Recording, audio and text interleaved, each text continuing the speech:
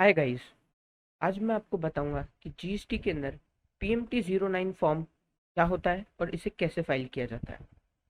तो आइए सबसे पहले हम समझते हैं कि फॉर्म PMT-09 क्या होता है। दोस्तों, आपने अक्सर जीएसटी के अंदर पेमेंट किया होगा और आपकी मन में ये डाउट भी आया होगा कि सर, अगर मेरे पास CGST के अंदर एक्सेस कैश का बैलेंस पड़ा है और मैं उसको SGST के अंदर यूज करना चाहूँ तो मैं उसको कैसे करूँगा। या आपके अंदर एक और डाउट ये भी आया होगा कि सर, मैंने CGST की जगह SGST में पेमेंट कर दिया हो तो अब क्या होगा। तो दोस्तों, इन सभी सवालों का जवाब एक ही है, आपको फॉर्म PMT-09 फाइल करना होगा और ये आपकी सारी प्रॉब्लम्स को सॉल्व कर देगा। तो आइए फॉर्म PMT-09 को हम और विस्तार से समझते हैं। Form PMT-09 is been introduced by CBIC for transfer of amount from one head to another head.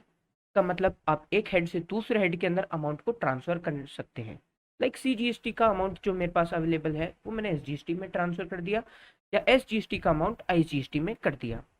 This enables registered tax payer to transfer any amount of tax, interest, penalty etcetera that is available in their electronic cash ledger to appropriate tax or sales under head IGST, CGST, SGST in electronic cash ledger। दोस्तों, इसका ये मतलब हुआ है कि मैं अपने एक हेड से दूसरे हेड के अंदर अमाउंट को ट्रांसफर कर सकता हूं जो अमाउंट मेरे इलेक्ट्रॉनिक कैश लेजर में अवेलेबल है। मैं IGST का अमाउंट CGST में भी ट्रांसफर कर सकता हूँ। इसके अंदर एक और ऑप्शन हमारे पास अवेलेबल ये होता है कि टैक्स का अमाउंट अगर मेरे को इंटरेस्ट में ट्रांसफर करना हो तो मैं वो भी कर सकता हूँ, या इंटरेस्ट का अमाउंट मेरे को टैक्स के अंदर ट्रांसफर करना हो तो वो भी मैं कर सकता हूँ। दोस्तों, बहुत बार ऐसा होता है कि हम पेमेंट करते समय या चालान बनाते समय, सपोज मेरे को इंटरेस्ट के कॉलम में 500 रुपीज लिखना था बट मैंने 5000 लिख दिया, तो मेरे पास वो 4500 रुपये इंटरेस्ट के कॉलम में वेस्ट पड़ा है। मुझे पता है वो मुझे काम ही नहीं आना है, तो मैं उस इंटरेस्ट को वापस टैक्स के कॉलम में ट्रांसफर कर सकता हूँ बाय फाइलिंग PMT-09।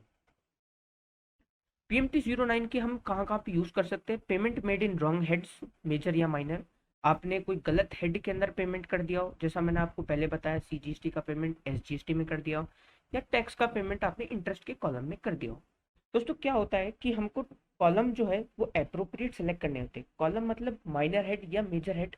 पेमेंट करते समय आपको अप्रोप्रिएट सेलेक्ट करने होते हैं। अदरवाइज क्या होगा कि अगर मैं कोई कैश बैलेंस है, अदरवाइज क्या होगा ना कि अगर मैंने कोई पेमेंट जो है टैक्स के कॉलम में कर दिया बट वो मुझे इंटरेस्ट के कॉलम में पे करना था, तो वो पोर्टल पे मेरे को कैश, इलेक्ट्रॉनिक कैश लेजर जो है मेरा, वो टैक्स के कॉलम में ही शो करेगा। और उसको मेरे पास एक ही तरीका है, मैं GST PMT-09 फाइल करके उसको रेक्टिफाई कर सकता हूँ। आइए सबसे पहले हम देखते हैं कि PMT-09 को कैसे फाइल किया जाता है। सबसे पहले आपको GST की ऑफिशियल वेबसाइट gst.gov.in पे जाके लॉगिन करना होगा। लॉगिन करने के बाद से ही आपको सर्विसेज के टैब में जाना होगा। उसमें सेकंड टैब लेजर्स में जाके इलेक्ट्रॉनिक कैश लेजर आपको चूज करना होगा। जैसे ही आप इलेक्ट्रॉनिक कैश लेजर ओपन करेंगे तो यहाँ आपके पास तीन ऑप्शंस फर्दर अवेलेबल रहेंगे। Electronic cash ledger, file GST PMT-09 for transfer of amount. देखिए यहाँ पे भी लिखा हुआ है ट्रांसफर ऑफ अमाउंट। और व्यू फाइल्ड GST PMT-09। अगर आपने कोई PMT-09 पहले भरा हो तो आप यहाँ पे देख सकते हैं। जैसे मैं इस पर क्लिक करता हूँ तो मैंने यहाँ पे अभी कोई भी GST PMT-09 फर्दर पहले फाइल नहीं किया हुआ है, तो यहाँ पे नहीं दिखाएगा। अगर आपको सर्च करना हो तो आप ARN जो आपके मैसेज में भी आता है, प्लस हम जब रिटर्न को फाइल करते हैं तो यहाँ पे इनबॉक्स में भी आता है, या आप डेट से भी इसको सर्च कर सकते हैं। तो आइए मैं बताता हूँ आपको आप आगे कैसे बढ़ते हैं। लेजर्स में जाके इलेक्ट्रॉनिक कैश लेजर में जाना है। कैश लेजर में जाने के बाद सबसे पहले आप देखिए अपना इलेक्ट्रॉनिक कैश लेजर कि आपके पास कैश अवेलेबल कितना है ट्रांसफर के लिए। लाइक मैं सेलेक्ट करता हूँ पीरियड 0102 से लेकर 31/03/21। तो आप देखें मेरे पास अवेलेबल बैलेंस है कैश का 850 रुपये, 850 रुपये यानी 1700। तो मैं 1700 रुपये से ज़्यादा ट्रांसफर नहीं कर सकता कोई से भी हेड के अंदर। अगर आपको इसकी हेड वाइज डिटेल चाहिए तो वो भी आपको अवेलेबल मिलती है, वो भी मैं आपको बताता हूँ। सर्विसेज में जाइए, लेजर्स में इलेक्ट्रॉनिक कैश लेजर अगेन।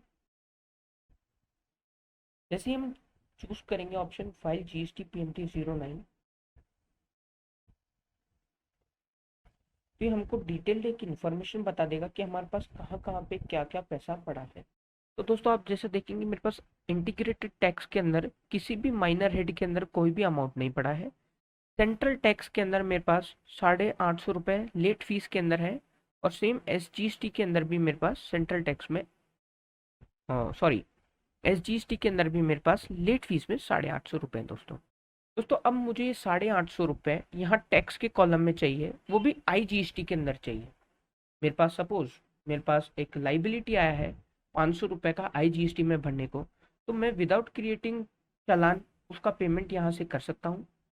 क्योंकि अभी आप लोग बोलेंगे कि आप कैसे पेमेंट कर सकते हो, आपके पास तो कैश का बैलेंस भी नहीं है ना, क्रेडिट का है।